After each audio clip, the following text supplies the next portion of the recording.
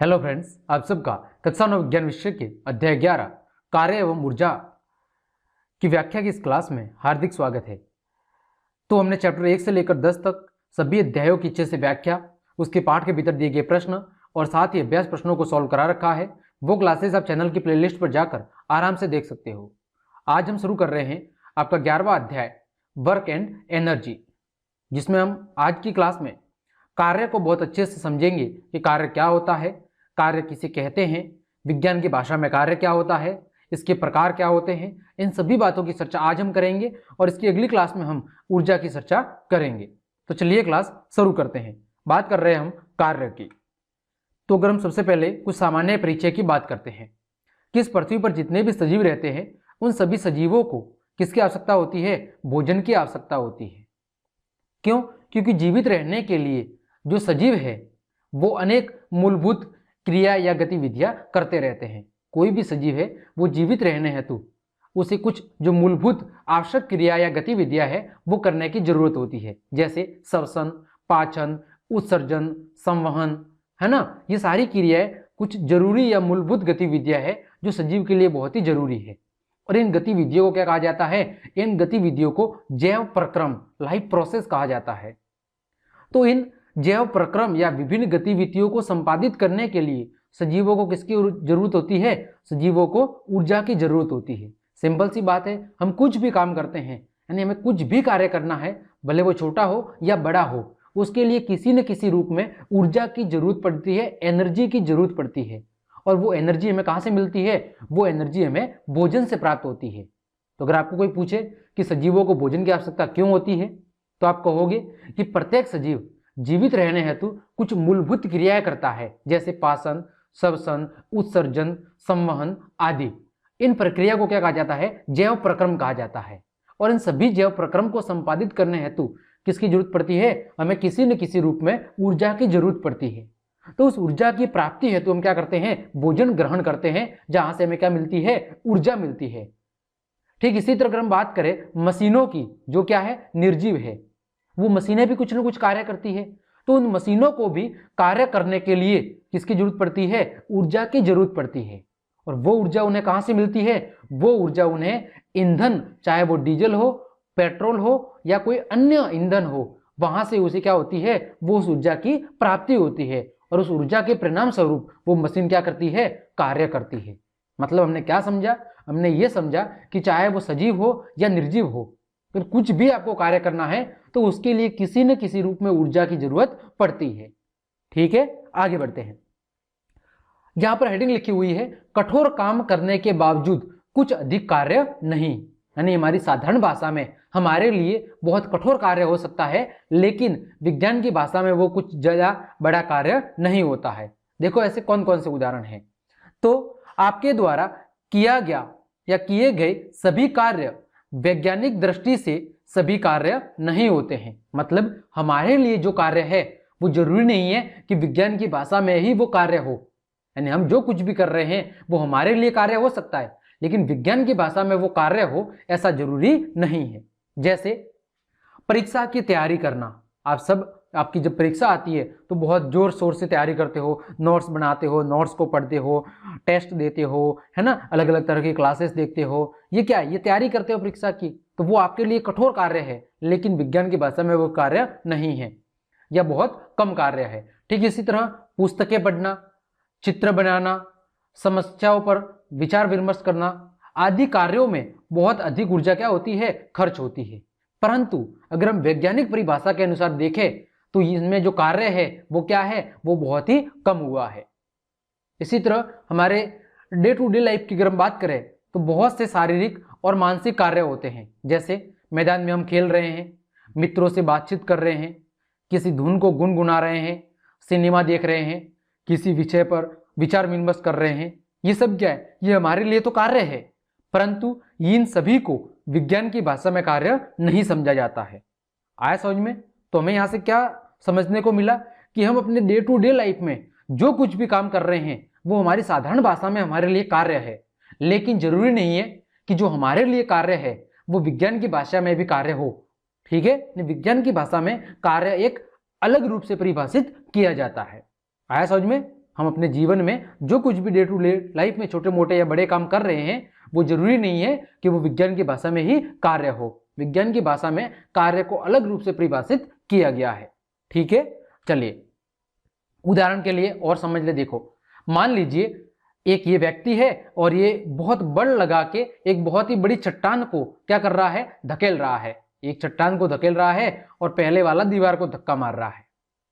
अब इन दोनों ही स्थितियों में समझ लीजिए, पहली स्थिति में भी दीवार में कोई गति नहीं हुई और दूसरी स्थिति में भी चट्टान में कोई गति नहीं हुई है। तो विज्ञान की भाषा में इसमें कुछ भी कार्य नहीं हुआ। हमारी साधारण भाषा में तो ये कार्य है, हमने बहुत बल लगाया, हमारी सारी ऊर्जा खर्च होगी, लेकिन उसमें कुछ भी परिवर्तन नहीं हुआ। यानी ना तो दीवार खिसकी और न ही वो चट्टान खिसकी, लेकिन हमारी ऊर्जा तो वेस्ट हो गई, मतलब हमने कार्य तो किया है। लेकिन यहां पर आपके द्वारा जो बल लगाया गया है उस बल के कारण वस्तु में कुछ भी क्या नहीं हुआ, विस्थापन नहीं हुआ। इसी कारण से विज्ञान की भाषा में इसे कार्य नहीं कहा जाता है। क्या कहा गया है कि आपके द्वारा बल लगाने के कारण इन दोनों वस्तुओं में, न तो दीवार में और न ही चट्टान में, कोई विस्थापन नहीं हुआ, यानी ये अपने जगह से नहीं हिली है। इसी कारण से इसे विज्ञान की भाषा में किसी भी प्रकार का कार्य नहीं कहा जाता, लेकिन साधारण भाषा में इसे हम कार्य कहेंगे क्योंकि हमारी सारी ऊर्जा क्या हो गई, सारी ऊर्जा खर्च हो गई। ठीक है, आगे बढ़ते हैं। इसी तरह अगला उदाहरण, एक व्यक्ति है, वो बेचारा बहुत ही भारी सूटकेस लेके बिना हिले डुले क्या हुआ है, खड़े खड़े थक जाता है। एक व्यक्ति है जिसके सिर पे सूटकेस रखी हुई है, बहुत भारी है, देखो बेचारे की हालत, बिल्कुल थक सा गया है, लेकिन ये एक ही जगह खड़ा है। तो विज्ञान की भाषा में ये एक ही जगह स्थिर होने के कारण इसने कुछ भी कार्य नहीं कहा, कुछ भी कार्य नहीं किया। लेकिन हमारी साधारण भाषा में तो इसने बेचारे ने इतना भार उठा के रखा है, यानी इसने कुछ कार्य किया है, लेकिन ऐसा नहीं है। विज्ञान की भाषा में इसने कुछ भी कार्य नहीं किया है क्योंकि इसकी स्थिति में कुछ भी परिवर्तन नहीं हुआ। यह एक ही जगह सूटकेस को लेकर खड़ा है। आया समझ में? चलिए, तो आखिर कार्य कहते किसे हैं, कार्य कब किया जाता है, यानी हमें कैसे पता चलेगा कि कार्य किया गया है। तो कार्य किया जाता है, इसके लिए कुछ 4 शर्तें हैं, मुख्यतः 4 शर्तें हैं। देखो, पहली शर्त, यदि एक चलती हुई वस्तु विराम अवस्था में आ जाए। एक चलती हुई वस्तु किसमें आ जाए, विराम अवस्था में। मतलब जैसे ये साइकिल, ये बंदा चला रहा था, इसने जैसे ही ब्रेक लगाए यानी कुछ कार्य किया और इसके कारण साइकिल रुक गई। या समझ लीजिए किसी व्यक्ति ने पीछे से आके इसको खींच लिया और साइकिल क्या हो गई, रुक गई, मतलब उस व्यक्ति ने कार्य किया है। तो पहली शर्त क्या है कि कोई चलती हुई या गतिशील वस्तु किसमें आ जाए, विराम अवस्था में आ जाए, तो हम कहेंगे कि वहां पर कार्य हुआ है। दूसरा, एक वस्तु विराम अवस्था से चलना शुरू कर दे, यानी कोई वस्तु विराम अवस्था में पड़ी हुई थी और वो क्या कर दे, चलना शुरू कर दे। मतलब जैसे बॉल कोई यहाँ पर रखी हुई थी, एक खिलाड़ी आया, उसने अपने पैरों से यहाँ पर किक मारी और बॉल क्या करना शुरू कर दी, बॉल ने आगे की ओर फिसलना शुरू कर दिया। तो ये क्या होगी, पहले वस्तु विराम में थी, अब गति में आ गई। ठीक इसी तरह जैसे एक कार खड़ी थी सिंपल पहले विराम अवस्था में, जैसे ही आपने इसको स्टार्ट करके इससे रेस लगाई, वो क्या होगी, उसकी गति, पहले वो विराम अवस्था थी, अब वो गतिशील अवस्था में आ गई, मतलब वहां पर कार्य हुआ है। फिर एक गतिमान वस्तु का वेग परिवर्तन हो जाए। क्या हो जाए, एक वस्तु पहले से जो गतिशील अवस्था में थी और उसमें अगर वेग में परिवर्तन हो जाए तो भी हम कह सकते हैं कि उसमें कार्य हुआ है। जैसे ये व्यक्ति साइकिल चला रहा है और समझ लीजिए पीछे से आके किसी कमीने फ्रेंड ने क्या कर दिया, धक्का दे दिया जोर से, तो क्या होगी, इसकी स्पीड बढ़ जाएगी, मतलब यहां पर कार्य किया गया है। ठीक है, फिर और कर कह सकते हैं, जब एक वस्तु का आकार परिवर्तन हो जाए। क्या हो जाए, आकार परिवर्तन हो जाए। मतलब जैसे आपने एक कोई बर्तन था, उस पर हथौड़े से प्रहार किया तो क्या हो गया, उस बर्तन का आकार बदल गया, मतलब वहां पर कार्य हुआ है। तो कार्य के लिए ये कुछ सामान्य सी स्थिति है कि ऐसी स्थिति में हम कह सकते हैं कि भाई कार्य किया गया है। कब, पहली, जब कोई चलती हुई वस्तु यानी गतिशील वस्तु विराम अवस्था में आ जाए, या फिर विराम अवस्था से वस्तु गतिशील अवस्था में आ जाए। 2 स्थिति। तीसरी, यदि कोई वस्तु गतिमान थी और उसके वेग में क्या हो जाए, परिवर्तन हो जाए, तो भी हम कहेंगे वहां पर कार्य किया गया है। और अगला, जब एक वस्तु का क्या हो जाए, आकार परिवर्तित हो जाए, तो भी हम कहेंगे कि वहां पर कुछ ना कुछ कार्य किया गया है। ठीक है, तो ये तो बात थी एक जनरल सेंस में। अब विज्ञान की भाषा में कार्य को क्या परिभाषा है या कार्य को कैसे परिभाषित किया जाता है। तो विज्ञान की भाषा की अगर बात करें तो वहां पर कार्य करने के लिए दो स्थितियों का होना जरूरी है। कौन कौन सी? पहला, वस्तु पर कोई ना कोई बल लगना चाहिए। क्या लगना चाहिए? फोर्स लगना चाहिए, बल लगना चाहिए। और दूसरा, वस्तु क्या होनी चाहिए? विस्थापित, यानी उसकी स्थिति में क्या होना चाहिए? परिवर्तन होना चाहिए। उसकी स्थिति में क्या होना चाहिए? परिवर्तन। सिंपल सा उदाहरण आपको दिख रहा है ऊपर, घोड़ा गाड़ी का देख रहे हो, बेचारा घोड़ा देखो बल लगा रहा है इस दिशा में आगे की तरफ, है ना। तब क्या हो रही है? तब ये घोड़ा गाड़ी एक स्थान से दूसरे स्थान पर क्या हो रही है? विस्थापित हो रही है। तो यहाँ पर दोनों शर्तें हैं, बल भी लग रहा है और बल के कारण वस्तु क्या हो रही है? विस्थापित भी हो रही है। तो हम कहेंगे यहाँ पर कार्य किया गया है। दूसरा चित्र देखो, बंदा साइकिल चला रहा है तो क्या कर रहा है? पैरों से पेंडल पर बल लगा रहा है। तो पहली शर्त पूरी हो रही है कि बल लगा रहा है। दूसरा, बल लगाएगा तो साइकिल की स्थिति में क्या होगा? परिवर्तन होगा, साइकिल चलने लगेगी, मतलब यहाँ पर कार्य किया गया है। फिर देखो तीसरा, एक भाई जिम के अंदर वजन उठा रहा है, तो पहले तो ये जो साथ में इसके वजन गिरा हुआ है ये जमीन पर रखा होगा, इसने बल लगाया और बल लगाने के बाद इसकी स्थिति में भी क्या हुआ? परिवर्तन हुआ, मतलब यहाँ पर भी कार्य किया गया है। ठीक उसी तरह एक बालक कुएं से पानी निकाल रहा है तो बल लगा रहा है और साथ ही साथ बाल्टी की स्थिति में भी परिवर्तन हो रहा है, मतलब कार्य किया गया है। फिर यहाँ पर एक बंदा है, ये किसी यंत्र पर क्या कर रहा है? रनिंग कर रहा है, तो ये बल लगा रहा है, तभी तो ये जिस पर ये खड़ा है ये यंत्र क्या होगा? आगे की ओर खिसकना शुरू करेगा। तो कार्य के लिए दो कंडीशन है, पहली फोर्स लगना चाहिए और दूसरा क्या होना चाहिए? विस्थापन यानी डिस्प्लेसमेंट होना चाहिए। तब हम कहेंगे कि वहां पर कार्य किया गया है। जैसे हमने पहले उदाहरण में देखा था कि व्यक्ति दीवार या चट्टान पर बल लगा रहा था, है ना, तो वहां पर एक शर्त तो पूरी हो रही थी कि वहां पर बल लगा रहा था, लेकिन क्या नहीं हो रहा था? विस्थापन नहीं हो रहा था, उसकी स्थिति में कुछ भी बदलाव नहीं हो रहा था, न तो दीवार उस जगह से सरक रही थी और न ही चट्टान वहां से खिसक रही थी, तो वहां पर दूसरी शर्त लागू नहीं हो रही थी। ठीक, हमने देखा था दूसरा उदाहरण कि एक व्यक्ति अपने सिर पर सूटकेस लेके खड़ा था, तो उसके सिर पर भार तो लग रहा है, यानी बल तो लग रहा है ना, वो उठा रहा है बेचारा, तो बल तो लग रहा है, लेकिन उसकी स्थिति में परिवर्तन नहीं हो रहा क्योंकि वो एक ही जगह पर खड़ा है, इस कारण से वहां पर कार्य नहीं किया गया। आया समझ में? तो कार्य के लिए दो स्थिति आपको याद रखनी है, पहली बल लगना चाहिए और दूसरा उस बल के कारण क्या होना चाहिए? विस्थापन होना चाहिए। आगे वही बात कही गई है कार्य की वैज्ञानिक संकल्पना कि वैज्ञानिक की भाषा में या वैज्ञानिक भाषा में कार्य क्या होता है। तो देखो, जब हम किसी वस्तु पर क्या लगा के? बल लगा के उसे विस्थापित कर देते हैं तो वह क्रिया क्या मानी जाती है? वह क्रिया कार्य मानी जाती है। आया समझ में? जैसे ऊपर व्यक्ति साइकिल चला रहा है तो अपने पैरों से पेंडल पर बल लगा रहा है और जिसके कारण साइकिल क्या कर रही है? गति कर रही है। ठीक नीचे एक व्यक्ति है, ये देखो बल लगा रहा है बेचारा इस कबाड़ पर, जिसके कारण ये कबाड़ क्या कर रहा है? आगे की ओर गति कर रहा है। तो वैज्ञानिक भाषा में कार्य की दो शर्तें हैं, पहला बल वस्तु में क्या करता हो? गति उत्पन्न करता हो, और कार्य तब किया जाता है कि जब बल लगाया जाए और लगाए गए बल के कारण वस्तु क्या हो जाए? वस्तु गतिशील अवस्था में आ जाए। तो ऐसी स्थिति में हम कहते हैं कि वहां पर कार्य किया गया है। ठीक है, आगे बढ़ते हैं। कार्य की परिभाषा क्या होती है? तो कार्य का सूत्र है बल गुणा विस्थापन। क्या है? बल गुणा विस्थापन, यानी किसी वस्तु पर किया गया जो कार्य है वो उस वस्तु पर लगाए गए बल और उस बल की दिशा में जो तय की गई दूरी है, जो विस्थापन है, उस दोनों के गुणनफल को क्या कहा जाता है? कार्य कहा जाता है। तो सिंपल सा आपको याद रखना है, कार्य बराबर बल गुणा विस्थापन। बल को दर्शाते हैं F से, विस्थापन को दर्शाते हैं S से। तो W इक्वल टू F गुणा S। जैसा आपको चित्र दिख रहा है, देखो ये वस्तु की आरंभिक अवस्था है, उस पर कोई बल लग रहा है F, और इस F बल के कारण इस वस्तु ने गति की कितनी? S दूरी या S विस्थापन तय किया और यहां पर यह वस्तु पहुंच गई।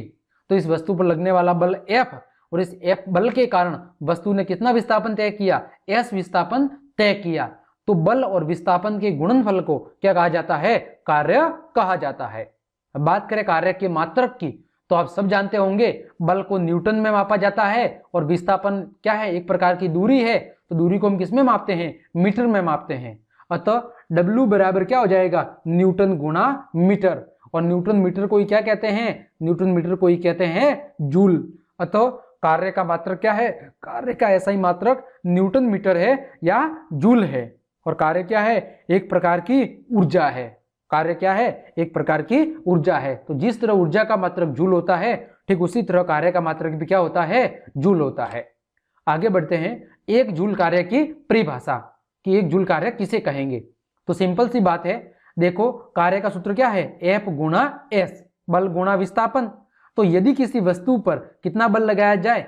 1 न्यूटन बल लगाया जाए और उस 1 न्यूटन बल लगाने के कारण वस्तु कितनी विस्थापित हो जाए? वस्तु 1 मीटर विस्थापित हो जाए, तो ऐसी स्थिति में जो उत्पन्न कार्य है या किया गया कार्य है वो कितना होगा? 1 जूल होगा। ठीक है, देखो समझा देता हूं। ये कोई बक्सा है, ठीक है, इस पर इस दिशा में बल लग रहा है, बल लग रहा है समझ लीजिए 1 न्यूटन, और इस 1 न्यूटन बल के कारण समझ लीजिए इसने कितना विस्थापन तय किया? 1 मीटर का विस्थापन तय किया। तो बल 1 न्यूटन और विस्थापन भी कितना? 1 मीटर। तो इन दोनों के गुणनफल F W इक्वल टू क्या होगा? F गुणा S। तो यदि बल का मान भी 1 न्यूटन है और उस 1 न्यूटन बल के कारण विस्थापन भी 1 मीटर है, तो ऐसी स्थिति में किया गया कार्य कितना होगा? 1 जूल होगा। ठीक है, चलिए आगे बढ़ते हैं। कार्य क्या है? कार्य एक अदिश राशि है। अदिश राशि का मतलब क्या है? कि कार्य में परिमाण तो होता है लेकिन कार्य की कोई दिशा नहीं होती है। तो कार्य की परिभाषा सूत्र क्या है? W इक्वल टू F गुणा S। हालांकि यहां पर बल भी सदिश राशि है और विस्थापन भी सदिश राशि है, ये दोनों सदिश राशि है, लेकिन कार्य कैसी राशि है? कार्य अदिश राशि है। क्यों? क्योंकि कार्य में परिमाण तो होता है लेकिन कार्य में क्या नहीं होती? कार्य में दिशा नहीं होती। इसी कारण से ये ऊर्जा के समान क्या है? एक अदिश राशि है। ठीक है, आगे बढ़ते हैं। कार्य का जो परिमाण है वो 2 दिशाओं पर या निम्न दशाओं या निम्न कंडीशन पर निर्भर करता है, यानी 2 चीजों पर निर्भर करता है। जैसा कि सूत्र से पता चल रहा है, W इक्वल टू F गुणा S। एक तो कार्य किसके समानुपाती है? बल के समानुपाती। का मतलब क्या है? कि यदि बल ज्यादा होगा तो किया गया कार्य भी क्या होगा? ज्यादा होगा, और यदि बल कम होगा तो किया गया कार्य भी क्या होगा? कम होगा। ठीक उसी तरह बल किसके समानुपाती है? विस्थापन के। यानी यदि विस्थापन ज्यादा होगा तो किया गया कार्य भी क्या होगा? ज्यादा होगा, और यदि विस्थापन कम होगा तो किया गया कार्य भी क्या होगा? कम होगा। तो ये आपको सिंपल एक सूत्र याद रखना है, W इक्वल टू F गुणा S, जहां पर कार्य बल के भी समानुपाती है और विस्थापन के भी समानुपाती है। ठीक है, चलिए आगे बढ़ते हैं। उदाहरण, एक व्यक्ति 100 न्यूटन बल लगाकर, बल कितना लगा रहा है? 100 न्यूटन। विस्थापन कितना हो रहा है? विस्थापन हो रहा है 3 मीटर। तो किया गया कार्य सिंपल सी बात है, F गुणा S कर दो, तो 100 गुणा 3 यानी कि 300 जूल आपका हो जाएगा कार्य। अगला, एक लड़का एक टेबल को 20 न्यूटन बल लगा के, कितना बल लगा रहा है? F बराबर 20 न्यूटन, उसे हिला भी नहीं पाता। हिला नहीं पाने का मतलब क्या है? विस्थापन कितना है? 0 मीटर है विस्थापन, और थक जाता है। तो उसके द्वारा किया गया कार्य ज्ञात कीजिए। तो सिंपल सी बात है, W इक्वल टू F गुणा S। बल कितना है? 20 न्यूटन, लेकिन विस्थापन कितना है? 0 मीटर। अतः किया गया कार्य कितना होगा? 0 जूल। क्योंकि सिंपल सी बात है, कार्य के लिए 2 शर्त है, बल लगने के साथ साथ उसमें क्या होना चाहिए? विस्थापन होना चाहिए, उसकी स्थिति में परिवर्तन होना चाहिए। लेकिन अगर उसमें विस्थापन नहीं हुआ तो किया गया कार्य कितना होगा? किया गया कार्य 0 होगा। आगे बात कर रहे हैं कार्य के प्रकार की। तो कार्य 3 प्रकार का होता है, धनात्मक, ऋणात्मक और शून्य। अब इनका मतलब क्या है? सबसे पहले बात कर रहे हैं धनात्मक कार्य की। तो कार्य धनात्मक होता है जब लगने वाला बल कौन सी दिशा में होता है? वस्तु की गति की दिशा में होता है। मतलब जिस दिशा में बल लगाया जा रहा है, अगर उसी दिशा में वस्तु गति कर रही है तो ऐसी स्थिति में किए गए कार्य को क्या कहा जाता है? धनात्मक कार्य कहा जाता है। देखो एक चित्र आपको दिख रहा होगा, एक बालिका टेबल पर एक गाड़ी को या एक खिलौना गाड़ी को क्या कर रही है? पृथ्वी के समानांतर खींच रही है। अतः ये कौन सा कार्य है? धनात्मक। क्यों? क्योंकि देखो बल इस दिशा में लग रहा है ना? बल किस दिशा में लग रहा है? लेफ्ट टू राइट लग रहा है, और उसी दिशा में वस्तु क्या कर रही है? गति कर रही है लेफ्ट टू राइट। यानी बल और गति, वस्तु की जो गति है, दोनों एक ही दिशा में है। बल और वस्तु की गति की दिशा दोनों एक ही है। अतः यहां पर किया गया कार्य कौन सा होगा? यहां पर किया गया कार्य धनात्मक होगा। वही बात करें हम, जब वस्तु को ऊपर से नीचे या नीचे से ऊपर फेंका जा रहा है, तो हमें पता है, देखो ये जैसे कोई वस्तु है और ये अगर ऊपर से नीचे फेंके जा रही है तो ऐसी स्थिति में जो किया गया कार्य है वो कौन सा होगा? धनात्मक। क्यों? क्योंकि जो पृथ्वी का गुरुत्वाकर्षण बल है वो ऊपर से नीचे की ओर लगता है, और यदि कोई वस्तु ऊपर से नीचे की ओर आ रही है मतलब वो बल की दिशा में आ रही है। अतः जब वस्तु ऊपर से नीचे की ओर आती है तो ऐसी स्थिति में किया गया कार्य भी कौन सा कहलाता है? धनात्मक कार्य कहलाता है। ये आपको याद रखना है, क्योंकि जब न्यूमेरिकल्स होंगे, जब आपको पूछा जाएगा कि एक पत्थर को ऊपर से नीचे फेंका जाता है, किसी पत्थर को नीचे से ऊपर फेंका जाता है, तो वहां पर आपको ध्यान रखना है कि यदि कोई वस्तु नीचे से ऊपर की ओर फेंकी जा रही है तब तो वहां पर ऋणात्मक कार्य होगा। क्यों? क्योंकि पृथ्वी का जो गुरुत्वाकर्षण बल है वो हमेशा नीचे की ओर कार्य करता है, ऊपर से नीचे की ओर। तो जब वस्तु ऊपर से नीचे की ओर आती है तो वहां पर धनात्मक कार्य, और जब वस्तु नीचे से ऊपर की ओर जाती है तो वहां पर ऋणात्मक कार्य होगा। ठीक है, अगला है वही ऋणात्मक कार्य। तो ऋणात्मक कार्य तब होता है जब बल वस्तु की गति की विपरीत दिशा में लगता है। कब लगता है? वस्तु की गति की विपरीत दिशा में। जैसे पहले चित्र में आपको दिख रहा है, देखो यहां पर बल और गति दोनों क्या है? दोनों एक ही दिशा में है। तो यहां पर तो कौन सा कार्य है? यहां पर धनात्मक कार्य है। यहां पर कौन सा कार्य है? धनात्मक, है ना। लेकिन दूसरे में देखो, जब फुटबॉल रुकती है तो उस पर घर्षण बल लगता है, और वो घर्षण बल किस दिशा में लगता है? गति की दिशा की विपरीत दिशा में लगता है। भाई एक खिलाड़ी है, उसने इस फुटबॉल को किक मारी, तो फुटबॉल को जिस दिशा में किक मारेगा फुटबॉल उसी दिशा में गति करेगी। मतलब यहाँ पर फुटबॉल की गति की दिशा और बल की दिशा दोनों एक जैसी है, तो यहाँ पर कौन सा कार्य होगा? धनात्मक। लेकिन जब वही फुटबॉल रुकेगी तो ऐसी स्थिति में उस पर कौन सा बल कार्य करेगा? घर्षण बल। तो घर्षण बल हमेशा वस्तु की गति की विपरीत दिशा में कार्य करता है। इसी कारण से यहां पर कौन सा कार्य होगा? यहां पर ऋणात्मक कार्य होगा। ठीक है, तो ये तीर इस तरफ बनाना है कि वस्तु इस तरफ गति कर रही है, लेकिन बल किस तरफ लग रहा है? बल इस दिशा में लग रहा है। तो जब वस्तु पर लगने वाला बल वस्तु की गति की विपरीत दिशा में होता है तब वहां पर किया गया कार्य कौन सा होता है? ऋणात्मक होता है। जैसे आप कार पर ब्रेक लगाते हो तो कार आगे की तरफ चलना चाहती है, लेकिन आप ब्रेक लगा के उसे पीछे की ओर रोकने का काम करते हो, तो वहां पर कौन सा कार्य होगा? वहां पर ऋणात्मक कार्य होगा। ठीक जैसे हम किसी वस्तु को पृथ्वी के गुरुत्व बल के विपरीत फेंकते हैं, जैसे गुरुत्व बल ऊपर से नीचे की ओर कार्य कर रहा है, और अगर हम वस्तु को नीचे से ऊपर की ओर फेंकेंगे तो बल के विपरीत दिशा में फेंक रहे हैं, तो वहां पर किया गया कार्य कौन सा होगा? वहां पर किया गया कार्य ऋणात्मक कार्य होगा। आया समझ में? और तीसरा है शून्य कार्य। शून्य कार्य का मतलब है कि जब लगाए गए बल और वस्तु की गति की दिशा में कितना कोण बनता है? 90 डिग्री का कोण बनता है। मतलब जैसे वस्तु इस दिशा में गति कर रही थी और इस पर बल ऐसे लग रहा था, तो ऐसी स्थिति में लगने वाले बल की स्थिति में जो किया गया कार्य है वो कितना होगा? शून्य होगा। जैसे यहां पर लिखा हुआ है 90 डिग्री का कोण बनता है, तो देखो इसका मतलब क्या है? W = F(s) cos थीटा होता है। क्या होता है? W = F(s) cos theta. और जब थीटा की वैल्यू 90 हो जाएगी तो W = F गुणा S गुणा 0, तो W बराबर क्या हो जाएगा? 0।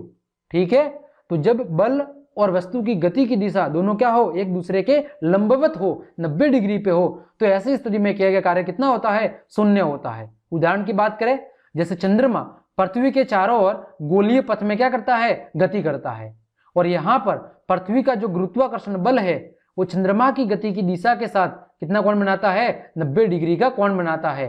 अतः यहां पर किया गया कार्य कितना है? शून्य है। जैसा आपको चित्र में दिख रहा है, ये पृथ्वी है और यहाँ पर उपग्रह है कोई, वो पृथ्वी के चारों ओर क्या कर रहा है? गोलाकार मार्ग में चक्कर लगा रहा है। तो ऐसी स्थिति में गति की दिशा और उस उपग्रह पर लगने वाले बल की दिशा दोनों क्या है? एक दूसरे के लंबवत है, यानी 90 डिग्री का कोण बन रहा है। अतः यहाँ पर किया गया कार्य कितना होगा? शून्य होगा। तो हमने क्या समझा? धनात्मक कार्य, ऋणात्मक और शून्य। धनात्मक मतलब जब बल और गति की दिशा एक हो तो वहां पर धनात्मक कार्य, जब लगने वाले बल और गति की दिशा विपरीत हो तो वहां पर ऋणात्मक, और जब लगने वाले बल और गति की दिशा दोनों एक दूसरे के लंबवत हो, 90 डिग्री पे हो, तो वहां पर शून्य कार्य होगा। ठीक है, एक उदाहरण लिखा हुआ है। एक कूली एक 25 किलोग्राम का बोझ 2 मीटर ऊपर उठाकर अपने सिर पर रखता है। उस बोझे पर उसके द्वारा किए गए कार्य का परिकलन कीजिए। तो देखो बोझे का द्रव्यमान कितना दिया हुआ है? 25 किलोग्राम। कितना दिया हुआ है? 25 केजी दिया हुआ है। विस्थापन कितना? 2 मीटर है। तो सबसे पहले बल निकालेंगे। बल का सूत्र क्या होता है? m गुणा जी। m का मतलब द्रव्यमान, g का मतलब त्वरण। तो m मतलब 25 केजी और गुरुत्वीय त्वरण का मान कितना लिया है हमने? 10 लिया है। तो 25 गुणा 10 कितना हो गया? 250 न्यूटन। अब हमें निकालना है बल, तो सॉरी कार्य निकालना है। तो कार्य के लिए बल गुणा विस्थापन। बल कितना आया? 250 और विस्थापन कितना था? 2। तो 250 गुणा 2 यानी 500 न्यूटन मीटर या 500 जूल। तो यहाँ पर किए गए कार्य का मान कितना होगा? 500 जूल। हमने क्या किया? हमने सबसे पहले F ज्ञात किया, बल। बल का सूत्र क्या होता है? m गुणा g। तो m यानी द्रव्यमान दिया हुआ था 25 केजी और गुरुत्वीय त्वरण का मान हमने कितना माना? 10। तो F का मान आ गया 250 न्यूटन। फिर W कार्य का सूत्र क्या होता है? बल गुणा विस्थापन। बल आ गया 250 और विस्थापन दिया हुआ है 2 और इन दोनों का गुणा किया तो कितना आ गया? 500 न्यूटन। तो आज की क्लास में हमने कार्य क्या होता है, वैज्ञानिक भाषा में कार्य क्या होता है, कार्य के प्रकार क्या होते हैं, कुछ न्यूमेरिकल्स, इन सब को अच्छे से सॉल्व कर लिया है और उम्मीद करता हूं आपको ये चीजें अच्छे से समझ में आई होगी। तो क्लास देखने के लिए आप सभी को धन्यवाद। अगर आपको क्लास पसंद आई है तो फिर लाइक, कमेंट, शेयर और सब्सक्राइब जरूर कर दें। धन्यवाद।